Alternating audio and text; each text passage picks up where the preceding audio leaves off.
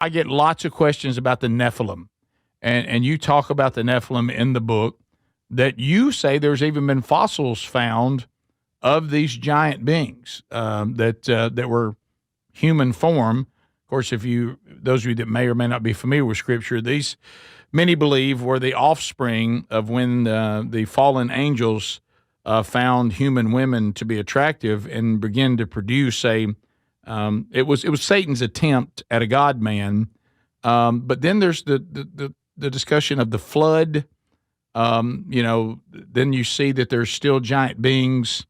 When Israel goes into Canaan, they still say that the sons of is it Eric? How you say the dad's name? These giant that they were also large.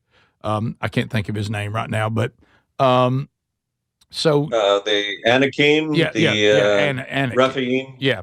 So you're saying Anak. Anak. That's right, the sons of Anak, and they knew to be terrified of them.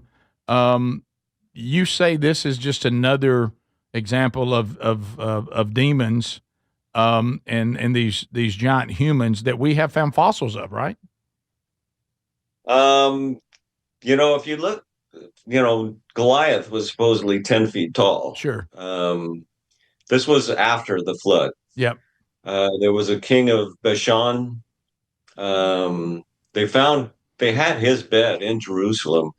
I don't think it's not there now, but it was one of the first ironworks. It was 15 feet long. It was 6 feet wide. They estimated that the king of Bashan was probably 12 feet tall. Wow. They have found Loveland Cave in Arizona. I believe they found fossils.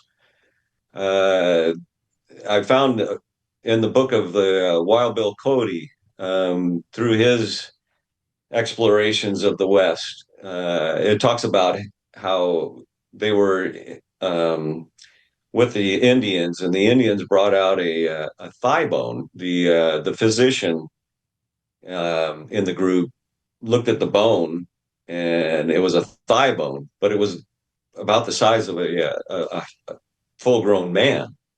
So they estimated that the size of he said it was a human thigh bone, but they estimated it must have been about 15 feet tall. This person, whoever it was, the Indians told them that there was a group of giants that used to live in the land, and they had the power that they would run alongside of a bison and actually just pick them up with one arm. Yeah, I saw that in the book, and so I guess, but people who've actually encountered angels throughout Scripture and in person, they were always a daunting figure, and they were often described as being very large in their pure form. So, are you suggesting these may be offsprings of just fallen angels who would have had that kind of size, but the half human, half demon? Exactly. If you look in the book of Genesis, it talks about the sons of God saw that the daughters of men were fair, and they took for them wives. Yeah. And through that union, they created beings that were the men of renown. The Nephilim. There is debate. Who are the sons of God? Sure.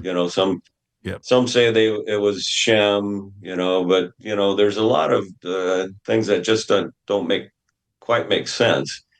There's a growing consensus saying that the sons of God were actually angels. The fallen angels took wives from human, and through that union, they created offspring that were mighty men. The Goliaths. Yeah, when I studied it, one of the best commentaries that I was reading said the reason why that he believed, and many others do, they were angels that were fallen, is the fact that this was Satan's attempt to produce a God-man himself. Jesus ended up being the pure God-man, and this was Satan's failed attempt to produce that a race of God men himself, which was, defiant toward the one and only living God and the Son of God. And of course, it was a failure. And you see that Peter writes about that Jesus, he gives the vision, stands in front of these angels that have been punished for what they did. And he basically stands in front of them saying, you couldn't do it. I've done it.